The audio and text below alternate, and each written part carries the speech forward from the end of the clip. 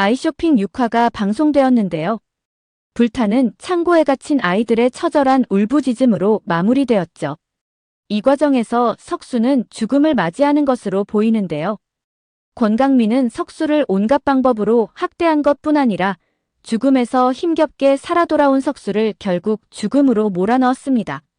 석수의 학대 장면은 나라를 떠들썩하게 했던 어린이 학대 사망 사건을 떠올리게 해 정말 소름 끼칠 정도였는데요. 문제는 이런 학대가 보이지 않는 우리 사회 곳곳에서 현재도 일어나고 있다는 사실이죠. 과연 아이들은 이곳에서 살아나올 수 있을까요? 예고편에서 아이들이 다시 등장한 것으로 보아 누군가 아이들을 구해준 것으로 보이는데요. 아마도 모두가 예상했다시피 정연이 아닐까 하는 생각이 듭니다. 그 근거는 이전 여러 회차에서 암시되었죠. 정연이 아현이와 대결하는 장면에서 여러 차례 눈빛이 흔들리는 모습을 보였는데요. 자신이 불법적인 이 일을 하고 있으면서도 왜라는 물음표가 머릿속에서 떠나지 않는 것으로 보입니다.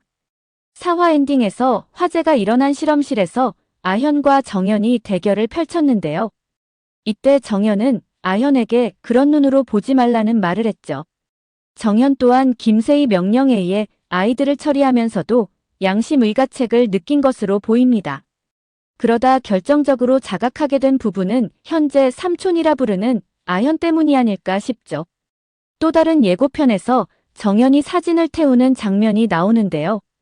아마도 김세희와 찍은 사진이 아닐까 싶습니다. 사진을 불태운다는 건 그와의 관계가 끝났음을 의미하죠. 아현은 진심으로 정연을 걱정하고 있는데요.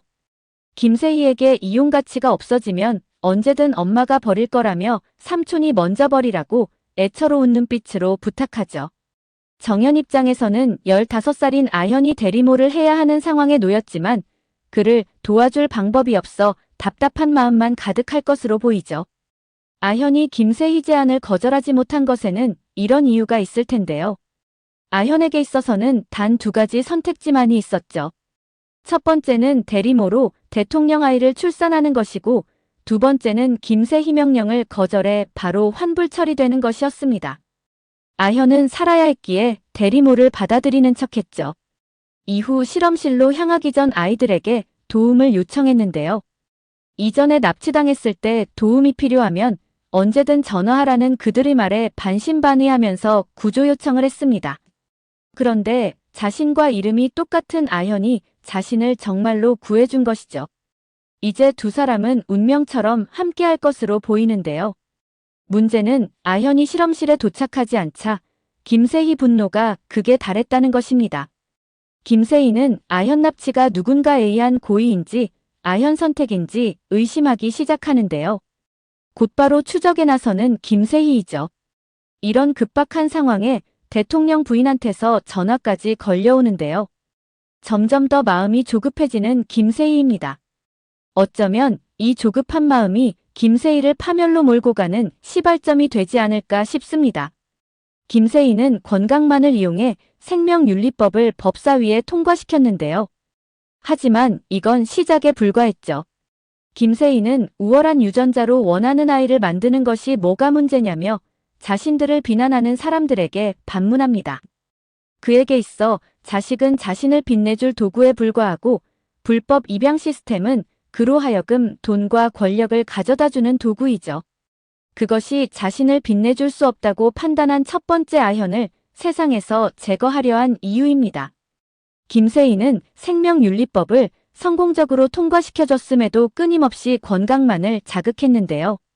경찰청장을 이용해 윤세훈 죽인 범인을 주안과 아이들 짓으로 몰아 결국 연쇄살인범으로 둔갑시켰죠. 이 또한 주안을 등장시켜 권강만을 자극하기 위한 것이었습니다. 윤세훈은 주안의 아버지이자 교회 담임 목사였는데요. 목사라는 직위를 이용해 죽은 은결을 비롯해 많은 사람들을 가스라이팅하고 있었죠.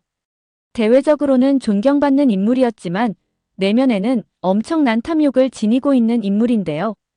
그는 김세희 돈 세탁을 담당할 정도로 불법 입양 사업에 깊숙이 관여되어 있는 인물입니다. 하지만 탐욕이 지나치면 화를 부르는 건 불변의 법칙 같은데요. 윤세훈이 김세희를 몰라도 너무 몰랐던 걸까요? 김세희가 하고 있는 입양 사업을 자신한테 넘겨달라고 제안하죠. 이는 김세희 입장에서는 압박으로 느낄 수 있는 부분인데요. 더구나 불법 자금에 대한 돈 세탁을 그가 담당하고 있었기에 언제든 문제가 될 수 있는 부분이죠. 결국 그는 욕심을 부리다 정연에 의해 목숨을 잃게 됩니다. 권강만 부인은 TV에 연쇄살인범으로 등장한 석주 모습에 경악하는데요. 분노한 권강만은 김세희에게 전화를 걸어 일개 의사 따위가 국회의원한테 뭐 하는 짓이냐며 소리치죠. 하지만 이를 놀리는 듯한 김세희 발언은 그를 뒷목 잡게 만들었습니다. 자꾸 나한테 까불면 석주를 세상에 등장시키겠다는 것이었죠. 6화에서는 석주가 왜 환불되었는지 그 이유에 대해서도 나왔는데요. 정말 권강만은 인간으로 할 수 없는 최악의 고문을 석주한테 강행했었죠. 밥도 주지 않고 발가벗겨서 개목줄을 채워 욕실에 가뒀는데요. 여기에 지속적인 폭행까지 석주 입장에서는 사는 것이 더 지옥인 상황이었습니다. 권강만이 석주를 환불한 이유는 국회의원 선거 때문이었는데요. 인지도에 비해 지지율이 나오지 않자 동정표를 얻기 위해 석주를 학폭 피해자로 둔갑시켜 사망한 것으로 만들었죠. 기자들 앞에서 오열하는 두 사람 모습은 정말 역겹기까지 했는데요. 그 결과 그는 성공적으로 국회의원 자리를 거머쥐게 되었습니다. 권강민은 지속해서 자신 앞길에 방해가 되는 석주를 죽이기 위해 사람들을 모으기 시작했죠. 그리고 아이들 위치를 알아낸 그는 창고로 향했는데요. 또다시 위기를 맞게 된 아이들이었죠. 그 시각 아이들을 도우려던 경찰은 권강문을 미행하기 시작했는데요. 그들이 향한 곳은 다름 아닌 아이들이 있는 창고 쪽이었습니다. 다급하게 아현한테 전화를 걸었고 연락을 받은 아이들은 도주를 준비하고 있었는데요. 하지만 급습한 권강만 일행에 의해 결국 제압되고 말았죠. 이곳에서 석주는 오랜 시간 동안 자신이 받아왔던 학대를 모두가 보는 앞에서 또다시 경험하게 되는데요. 위험에 처한 아이들을 구하기 위해 아이들의 만류에도 불구하고 권강만이 시키는 대로 개 짖는 소리를 내며 눈물로 울부짖었죠. 고통과 분노 좌절이 담긴 석주의 마지막 모습은 시청자들도 분노하게 만들었습니다. 그런데 영원할 것 같았던 권강만도 이곳에서 결국 죽음을 맞이했는데요. 정연은 그들을 향해 총을 쐈고 두 부자는 결국 그 자리에서 사망하게 되었죠. 이후 정연이 아이들을 모두 죽이기라도 하듯 창고에 불을 찔렀는데요. 삼촌이라 부르는 아현 눈을 바라보는 정현 눈에도 많은 고뇌가 느껴졌죠. 그런데 이 화재는 아이들을 살리기 위한 위장이었던 것으로 보입니다. 예고편에서 김세희가 정연을 몰아붙이는 장면을 볼 수 있는데요. 아이들이 달아날 수 있었던 게 정연의 작품이라고 생각하는 듯 보이죠. 그런데 아이들을 구해주는 건 의외의 인물일 수도 있지 않을까 생각해 보는데요. 아이들은 현재 아현이 처한 상황을 모두 알고 있죠. 심지어 그가 대통령 대리모를 하려 했다는 사실까지 알고 있는데요. 석주까지 죽은 마당에 아이들로서는 더 이상 물러설 곳이 없습니다.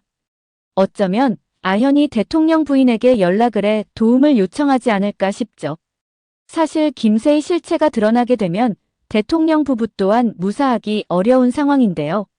비록 성공하지는 않았지만 그들 또한 불법 입양 시스템을 이용하려 했죠. 게다가 15살인 아현에게 대리모까지 시키려 했었는데요. 아현은 그들에게 김세희 탐욕스런 진짜 실체를 알리지 않을까 싶습니다. 그 증거로 아이들이 가지고 있는 부모들의 환불 녹취록을 그들에게 들려주는 것이죠. 녹취록을 들은 그들도 경악하지 않을까 싶은데요. 그리고 자신들이 사는 방법은 김세희 입을 영원히 다물게 하는 것이라 생각하지 않을까 싶습니다. 그리고 김세희 제거 작전에 들어가는 것이죠. 결국 이 작전은 아현과 아현의 합작으로 성공하지 않을까 싶습니다. 김세희는 결국 두 딸에 의해 비참한 최후를 맞이하지 않을까 싶습니다. 오늘 영상은 여기까지입니다. 구독, 좋아요는 언제나 제게 큰 힘이 됩니다.